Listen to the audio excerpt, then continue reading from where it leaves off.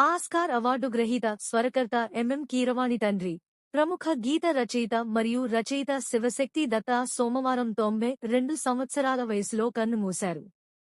వయస్సు సంబంధిత ఆరోగ్య సమస్యల కారణంగా ఆయన హైదరాబాద్లోని మణికొండలోని తన నివాసంలో మరణించారు. శాస్త్రీయ తెలుగు మరియు సంస్కృతంపై తనకున్న అద్వితీయమైన పట్టుకు పేరుగాంచిన దత్తా, తన కవిత మరియు సాంస్కృతికంగా గొప్ప సాహిత్యం ద్వారా తెలుగు సినిమాకు చెప్పుకోదగ్గ కృషి చేశారు. బాహుబలి, ఆర్ఆర్ఆర్, మగధీర, శ్రీరామదాసు మరియు రాజన్న వంటి చిత్రాలలో ఆయన రచనలు విస్తరించాయి. తరచుగా తన కుమారుడు కీరవాణి మరియు అతని సోదరుడు దర్శకుడు కె. రాఘవేంద్రరావుతో కలిసి పనిచేస్తూ సినిమా పాటలకు విలక్షణమైన శాస్త్రీయ మరియు పౌరాణిక స్వరాన్ని తీసుకువచ్చారు.